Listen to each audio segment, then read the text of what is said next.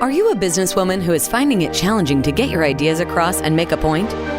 Welcome to Speakers Who Get Results with Elizabeth Bachman, a podcast dedicated to helping women get the visibility they want, whether making a speech or talking in a meeting. Every week, get valuable lessons from Elizabeth or learn from her roundtable conversations with experts and speakers on how to make a difference, not just a point. On to the show with your host, Elizabeth Bachman. Hello and welcome to Speakers Who Get Results. I'm Elizabeth Bachman, your host, and this is the podcast where we interview experts from around the world on leadership, diversity, communication challenges, bravery, and embracing the chaos of change, as my guest Barbara Zuleger speaks about it. Before I dive into the conversation with Barbara, however, I'd like to invite you to see where your presentation skills are strong and where you might need a little bit of support at speakforresultsquiz.com. That's www.speakforresultsquiz.com. And there in 4 minutes, it's free, and you can see where your presentation skills are strong and where perhaps a little support could get you better results and the recognition that you deserve. Today, my guest is Barbara Zuleger, where we had a really interesting conversation about embracing the chaos of change, how perhaps not to live in the chaos, how to deal with it if you're suddenly dumped on you, and really moving forward and recognizing that change and chaos are linked and that it's like a dance. You've got a step forward, a step back, a step sideways, and maybe sometimes you get twirled by your partner. Maybe sometimes you're the person doing the twirling, etc. Barbara Zuleger is the founder of Performance Partners Coaching, and she's a business owner and a serial entrepreneur where she has started businesses, she's been a franchisee, she's purchased existing businesses with success and some, not so successful results. She knows what it's like to run a business, the good and the bad. She's used her experiences and training to create a system that business owners use to improve their quality of life through business growth done right. We had a delightful conversation. Let's go to Barbara Zuleger. Barbara Zuleger, thank you so much for joining me on Speakers Who Get Results. Thank you, Elizabeth. I'm excited to be here with you today. Well, I'm thrilled. We are part of a networking group where I suddenly had several people cancel interview requests, and I said, help. And Barbara just went, boom. And I'd been sort of following you, but hadn't really connected. And then when you said you could talk about embracing the chaos of change, I went, yes, absolutely. But before we get into the actual business part of the interview, I'd like to ask you about your dream interview. If you could interview someone who's not necessarily with us at the moment, who would it be? What would you ask them? And who should be in the audience? Oh, that's a big question. No one's coming to mind immediately that I think about who's no longer with us, but I do think about somebody who a lot of us see regularly on network TV, although I honestly don't follow that particular show. But Barbara Corcoran, who has a long history of real estate and business out of New York. And, now she's a very, probably a multimillionaire and all those things. But what I love about her story and what I'd love to know more about is how she went from the waitress who was starting a business on a borrowed $1,000 to where she is today.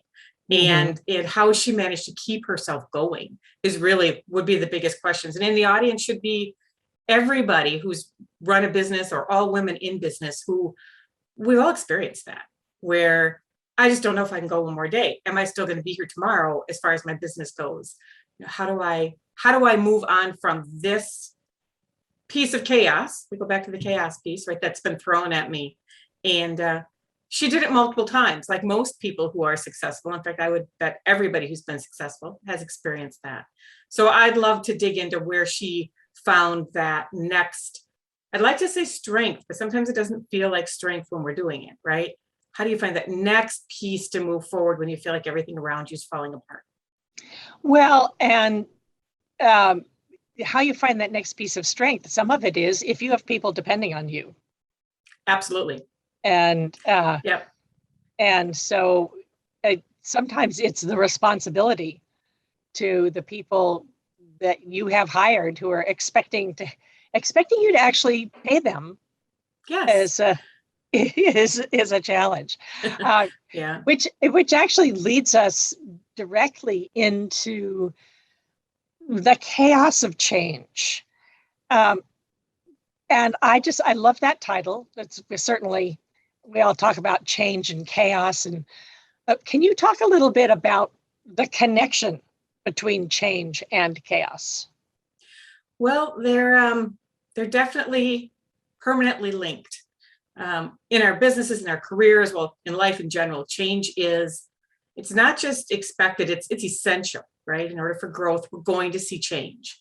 Not all changes, well, all change has, and this is a whole nother topic, but all change has a positive and a negative side to it, right? It's kind of like electricity. There's a positive and a negative piece of it in all change. But the one thing that change has in common is it always creates chaos. And it's because of that alternating, and we're always letting go of something to move into something new.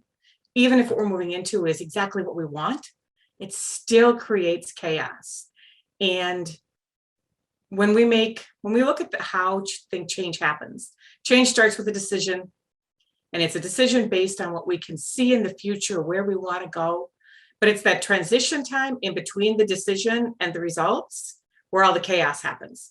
Yeah. Yeah. And we all want change. No, very few people want to go through that transition period. And when you are leading others through that transition period, or that transition period's been created for you because of somebody who is leading you, it's a whole different set of chaos to go through. And so how do we deal with it? How do we cope with it? How do we, how do we do with it without getting ulcers or massive amounts of alcohol? Well, a glass of wine here or there is certainly not going to hurt most people. So there you go. So that can be a helpful piece as well. Because what it comes down to is we need to learn how to embrace the chaos. It's going to be there. I think a lot of us try to avoid chaos. We just think, well, that's going to make it difficult, right? If we've got to deal with this and this and this, then that means we probably shouldn't do this because that's too difficult. But if where we want to get to on the other side of that chaos is important to us, we need to just understand that it's a part of the process. If we look at the whole experience of chaos, it starts with, if you think about the face of a clock, and at 12 o'clock on that clock, you're looking at, that's your status quo. This is how things have always gone. Maybe that status quo has been going on for years. Maybe it's been going on for weeks, but this is status quo for you right now. And then at the 3 o'clock point, we're looking at, this is where we've gathered new information. We've learned something new. Maybe that is a new opportunity. Maybe it's a potential challenge in front of us that we need to be prepared for. Maybe it's a staff change. Maybe there's so many things, right, that come into our lives and our careers and our businesses that are new information. So we've sifted through that new information and decide where those changes need to happen. So the next step at that 6 o'clock on our circle is implementation. So far, we're doing great. We've made all these tough decisions. We've decided what we're going to implement. We probably have some type of plan as to how we're going to implement that because we're moving away from that current status quo. Well, at 9 on that clock face is always going to be chaos. The bigger the change, the bigger the chaos. So one of the things about embracing chaos is just knowing it's there and you're going to get there. Yeah. There's a lot of things we can talk about how to prepare for that, how to prepare your team for that. But it's really about learning the tools of how to get through chaos as quickly as possible, with as little damage as possible. And knowing that that's bringing us back to status quo. And we all know a clock is circular, and it's just going to keep going like that. And actually, it's probably a spiral. So hopefully you're spiraling up rather than spiraling down. I'm sure we've all been in places where you are spiraling down, and the change is because you have to make cuts. You have to make cuts because you're not making enough money.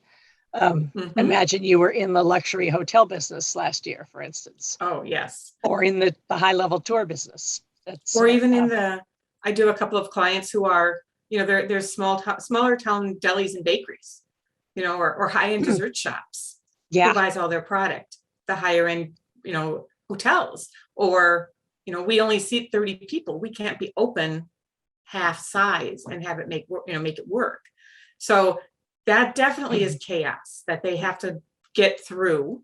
We are actually, I came from theater and opera, and they're all my colleagues who couldn't perform last year, couldn't get out in front of an audience. And, there's a big change in chaos.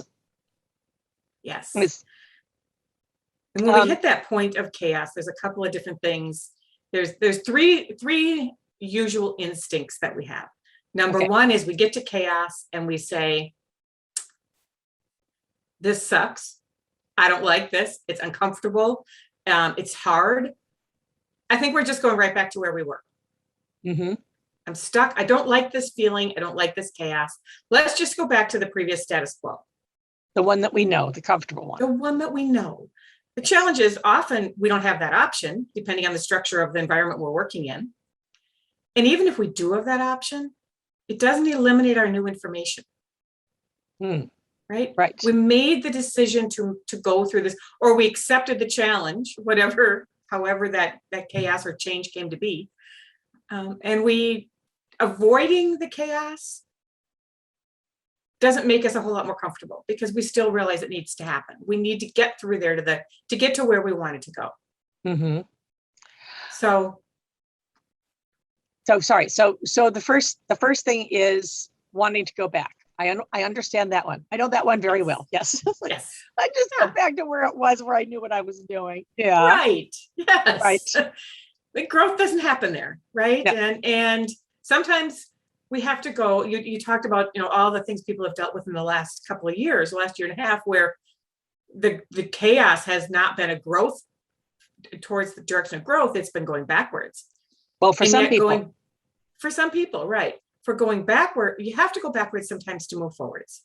Mm-hmm. I was speaking with someone the other day, and I said, being in business or being a leader is really, it's kind of like dancing. It's a step forward, it's a step back, it's a step sideways. And sometimes we get that unexpected spin from a partner. Yeah. Okay. Right. And so that's what the chaos is like. And our goal is to stay on our feet or get back on our feet as soon as we can, so that we can keep moving through it. Because if you stay stuck in chaos, you never get to that next level of status quo. Mm-hmm. And that's the second piece that some people run into when they hit that chaos point is, this was really difficult. Getting to this point was not fun. It hurts. I'm uncomfortable with it. You know what? I don't think I want to go any further. I know I can't go backward. We're just going to stay right here. And we get comfortable being in chaos. Mm-hmm. And it becomes a way of life, a pattern of business. Mm-hmm. It becomes a pattern of behavior instead of a change. There are a lot of people that live in that chaos, or the people who, and I'm not to interrupt your thought, but no, I have certainly spent time in places where everybody waits till the last minute, and then especially when I worked in the Latin countries, and then at the last minute, everybody works really, really hard, and they pull it off, and you get this great adrenaline rush. This makes me think of the times when I worked in the I have worked in the Latin countries, especially in my opera days, where people would wait until the day before the show opened to finally get everything done. And they would scramble. You would do the show, And you had this huge adrenaline rush for having pulled it off. And I tried to get the company to actually plan and said, there's a different kind of satisfaction from having it worked out the way you planned it. And they fired me because they liked they said, thank you. Here. Yeah, thank you, but we're not going to do what the Norte Americano wants. We're going to, we like this. So yes, I get that one. So, well, and that story kind of, is another reminder too. And this, again, is a different topic, but why it's important that in our businesses and in our corporations that we're working in, that we understand and we all embrace a similar culture within the business. That doesn't impact our cultures personally outside of the business. But when we know what to expect and what's expected within the culture of the business, we have a better understanding, and it's more consistent as to how we get through that chaos. Now, we still have different personalities in that, and that's good. But there is that, I'm just going to get stuck here. I'm just going to stay here. I'm used to this. This is just how we do things here. Well, what about the people who create drama? As somehow they have that feeling that the drama is, that you need to live in a state of drama. It does become a pattern of behavior, right? I mean, some of us have the pattern of behavior of being very calm and not worrying about things till they have to be done. And then we just know how to move and get things done. And other people like to plan weeks and months ahead of time. It's a pattern of behavior that people fall into. And we need to understand that about the people we're working with and be able to either coach them out of that if it's necessary for the team, or find a way to embrace that to help push through the chaos, because we all have different ways of doing it. And if we understand who we're working with, now there are times when that's not possible, right? Maybe the chaos is we're merging these two departments. How do we handle that? I mean, there's no way around the chaos for that. So it's having the structure of getting through the chaos. And the simplest way I can think of for that structure, how to get through some of that chaos, is 2 simple steps. Have a plan. All right, 3 steps. Have a plan. Be flexible with that plan. That's the one I added. And then I go back to your childhood monkey bars. And that is, there's a lot holding on each of those bars, right? Whether you're the 40-pound second grader who's got 40 pounds, or you're a 200-pound dad who's going to prove he can still do it, right? You're going across the monkey bars, and in order to get to the next rung, you've got to let go of one. Yes. And that, when we talked about there being 3 steps through that people tend to hit when they hit through chaos, and one is going back to status quo, 2 is getting stuck in the chaos. The third one is, how do I get through this chaos as quickly as possible? And in order to do that requires those 3 pieces. You need a plan. How clearly can we define where we want to be? What's that new status quo? What's the purpose of this chaos that we're going through? Why did we create this change? With everything that's happened in the last 1.5 years, there's a lot of change that has to happen. There's also a lot of opportunities in some businesses for people. So they should be looking at, what's that pivot? What's that opportunity that I could move into? And have a plan around what that looks like. The clearer you can see it, the better you can make decisions to get you through the chaos faster. So I'm thinking that this is where embracing the chaos comes in terms of letting go. Yes. Yeah. It's not going to be pretty. It's going to be messy. And sometimes people are going to embrace that because they like the adrenaline rush. And some people are going to not like that feeling at all because they don't feel like they have control over what they're doing. And those, when that's what you're feeling, we want to be really focused on what's the why. What's on the other side of the chaos? What's that new status quo we're trying to get to?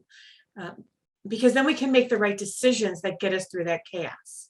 And when we can look at the process of change, there's 2 pieces I like to coach on when I talk about the process of change. And that was that first piece, which was you have to make the decision based on where you want to go and understand that the step between that is the longest step, and that's transition. And then know that you're going to go through this cycle of chaos, because the more frequently you go through it and you go through it consciously, like, oh yeah, this is that chaos piece. What is it the next step that I need to take in order to keep moving it forward? You'll learn how to get through chaos faster. That actually makes a lot of sense. I find I keep thinking about it as someone where chaos is imposed upon you. So say that you are you suddenly discover that that the competition launches a product that is exactly like the one that you're in development for, but you're 3 months out and they've just launched it to major fanfare, and it does exactly, and suddenly you're not the first to market, and you have to rethink. So if you say you wake up to that news, where can one start to deal with that sort of chaos? And then I have another question after that. Okay. I would go first. The first thing I would do is go back to what was the reason that we were doing this product, right? So go back to that vision that you had for why you're creating this product. What, yes, somebody else has beat you to launch, but does that diminish the purpose and the intent of you creating this for your department or your business, right? Does it still have value? I would say in most cases, the answer is going to be yes. It's just that, dang, now we're following instead of leading. So you find a way to try and take a look at that. How do I adjust what that outcome looks like? And do I need to go faster? Do I need to communicate differently? Do I need to, what problem does this really give you? How do we drill down to, is this really a problem, or is it based strictly on, I'm disappointed and I'm feeling like we fell behind? In reality, so feeling. All right, whoa, feeling. Let's talk about that. Yes. Yeah, that's a big part of chaos. Right? When we're looking at chaos in our business, that's one thing that I get to do with my business owners is I'm looking from the outside. I can see the logical steps of where they need to go to get through their chaos most of the time. They're stuck in the middle of it. It's really easy to get totally encompassed by the feeling side of that chaos. So if you're a leader and you're trying to lead your team through that, understanding that your team maybe experience all those feelings that come with that, and that it's our job to try and communicate with them in a less emotional way. Does that make sense? It doesn't mean we don't experience the feelings too, but helping them to understand that, how do I go from step 1 to step 3 when step 2 feels really hard? Okay, let's break step 2 down into steps, into 8 steps of its own. How do we get through that? Which actually leads me to one of the thoughts about chaos that I know is, or change, let's say, that I know is that if you're the person who is making the change, you've been thinking about it for a while. You had to think about what are you going to do and where are you going to take the company, what are you going to do? But it's still a surprise to your people. Yep. So taking your team through it, or maybe maybe there's a deal pending and you can't talk about it until it's actually happened. And then guess what? We've just sold the company to so-and-so and half the departments are going to be eliminated. The leaders usually have thought about it. Are there ways of alerting people that there's something coming? There's a possible change coming, that how to give people a chance to prepare, even though you can't tell them all the details yet? Right. It's going to be dependent on the size of the organization partly. You get too large, when you get into the larger organizations and you start putting out little bits of information, we know what happens there, right? Rumor mills go crazy because Mhm. everybody interprets it in a different way. Yes. So it does depend on the size of the organization, exactly how I would recommend somebody do this. But a lot of it does come back to that culture piece. Do you have a culture of growth within your business? Do you Mhm. have a culture where we're embracing change because that's what it takes for a successful business? If I Mhm. look back, in the 80s, when you're working in corporate America, you expected things to stay pretty static, right? You expected, this is exactly where my ladder is going to be. This is Mhm. exactly what I'm going to need to do to get there. This is what everybody around me is going to be doing. I know what to expect. Mhm. That does not work in today's environment in very many Right. companies. In Right. fact, it really probably doesn't work in any, although there are certainly plenty that are still in a similar environment to that. So if you're a leader in your department, in your business, in wherever you're at, if you can start to promote the idea that what we have is great, and Mhm. we're always looking for Uh-huh. how do we react, because change around us is so much faster than it was even 30 years ago, right? Oh, Even yeah. Yeah. 15 years ago, how fast things, well, just as we all know, look at the last 2 years. Mhm. So we have to be always, as they say, on the balls of your feet. We always have to be ready to Mhm. move and adjust without changing just for the sake of changing. Right. But if Right. your culture in your business is that say my employee comes into me and says, I have a great idea, or I just heard this overheard this in a coffee shop, and I'm concerned, or I think everybody should be aware of this potential fly in the Mhm. ointment coming at us, right? Yeah. If we've opened that communication where our team can come in and bring those ideas to us, and we're going to say, let me think about that. Doesn't mean we change everything based on that, but that we're open to the idea that there's other information coming in. It's going to be easier for our team to accept that when we have to bring it to them. One of the things, Now, oh, sorry, keep no, going. I was just say it is, I think, in most cases, it is good to let people know that there are some things that we are looking at that may change our plan for fourth quarter, or more, Right. it may change our plan for next year. I can't share all the details of that with you yet, but I'm looking, I will as soon as I can. Yeah. It makes me think about two things. One is most people are okay with change. It's the surprise that's the hard part. It's when you are suddenly dumped into a change with no preparation. Yeah.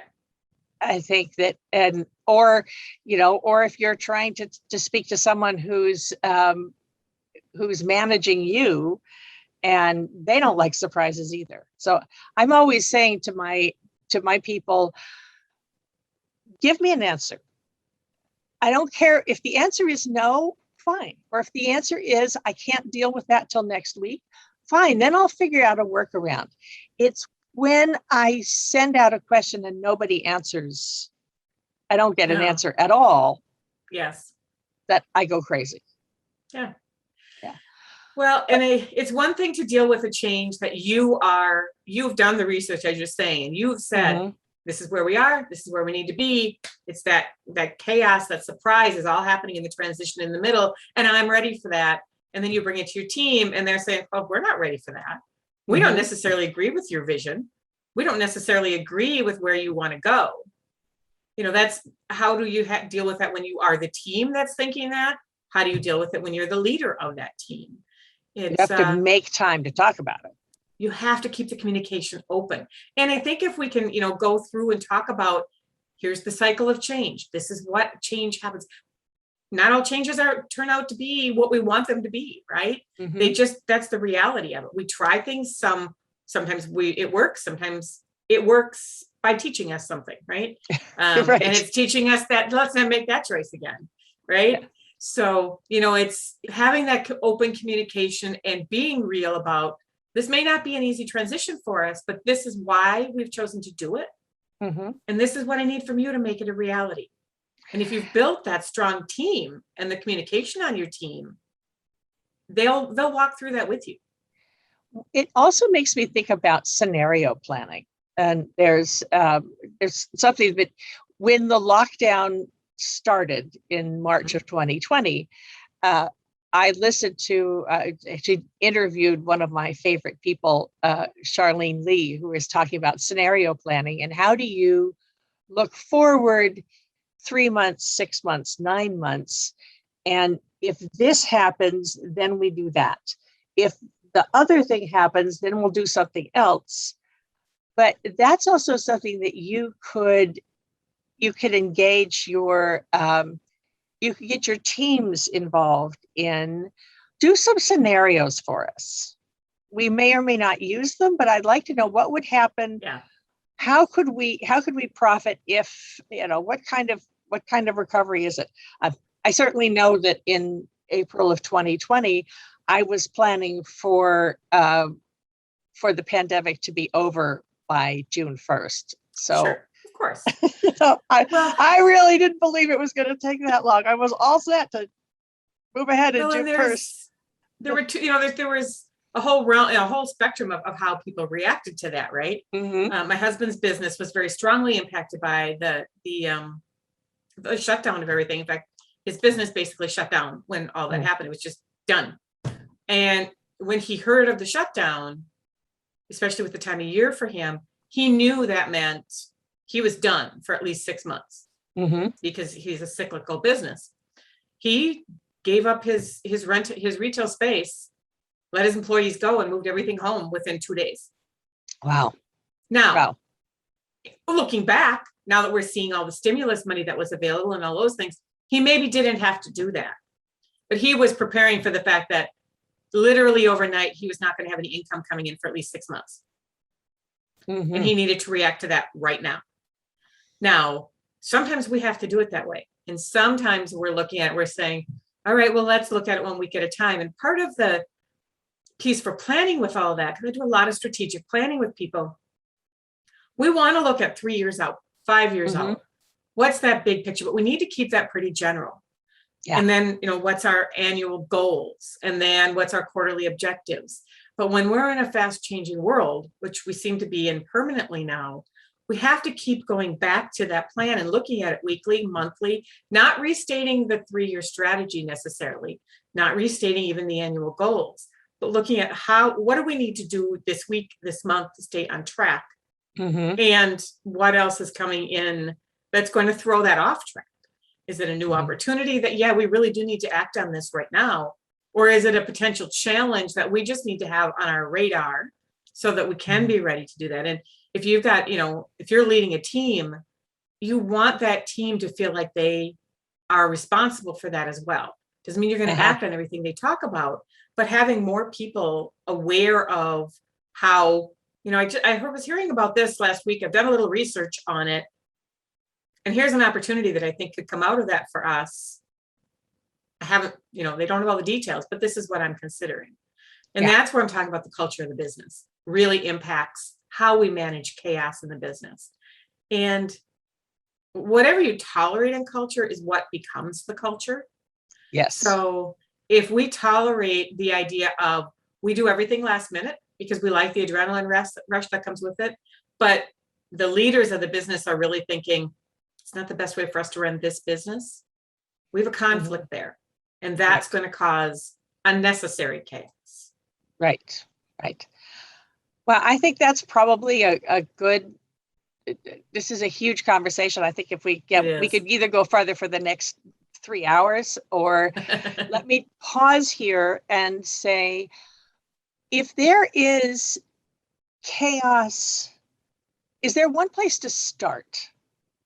If you're faced with chaos that you're not happy with, that you really feel adrift, what would be the first thing to do? Breathe. The first thing to do is give yourself a chance to try and bring down that immediate adrenaline response that we get. Because we're going to make better decisions if we can find the logic within the emotion. I'm not ever saying we shouldn't go with our gut, because that does tell us a lot, but we need to figure out how to do that. And that takes some logic to do that. So when we hit chaos, it's okay, what can come out of this chaos? If it's a chaos that's moving us in what we think is backwards, how do we get through that with the least amount of damage and with the most opportunities left at the other side? Mm-hmm. Right? So that we can get through the immediate chaos, like shutting down a business, right? Because the government said we had to, because scientists said we had to. That's reality. We have to do what we have to do. So how do I prepare for the other side of that? And if we can't see the other side of that, sometimes we have to just keep going. Uh-huh. Yeah. Or at least what's the next step? What's one step we can take? What's one monkey bar I can let go of? Right? Right. That's why I use the monkey bar analogy, because you're not going to do it in one step. You're not going to go from chaos to new status quo in a step. It's going to be one small step at a time. Mm-hmm. Just keep moving, because if you stay stuck, the change is going to keep happening around you, and you're not going to have any way to lead it. I keep having visions of learning how to dive when I was a kid. And I was very slow to learn how to dive because I thought about it too much. Oh, yes. I kept thinking about all the ways I was going to die when I hit that water until I finally learned how to dive and trust that, I could actually come back up. So I'm having visions of that. Well, and that's why experiences like that, or for me, I'm not a big fan of heights. So for me, it was like high ropes courses and those kind of things. I like to be in control. Mm-hmm. Yeah. Right? Yeah. So allowing ourselves in outside of our work to go through experiences like diving, like high ropes courses, like, maybe it's a whitewater rafting or something, right? Going through those kind of experiences help us understand that we can go through that emotion and that chaos and come out the other side. Yes, it's a completely different environment, but it still prepares us for chaos in our business. Yeah. Yeah. And then people like you and I can help be the guides in the ropes course. So absolutely. Yeah. Oh, Barbara, thank you so much for being a guest on Speakers Who Get Results. I'm sure we'll be talking a lot more, you and I. This has been Speakers Who Get Results. And let me remind you that if you're curious how your presentation skills are helping you or not, you can take our free 4-minute quiz at speakforresultsquiz.com. That's www.speakforresultsquiz.com. And that's where you can see where your presentation skills are strong and supporting you, and where perhaps a little support from outside could help you get the results and the recognition that you need. Thank you all, and I'll see you on the next one. We have just concluded another great episode of Speakers Who Get Results with your host, Elizabeth Bachman. If you got value from today's episode, please feel free to share us with your friends and colleagues. You may also visit elizabethbachman.com for additional resources. Be sure to tune in every week for new episodes, and thanks for tuning in.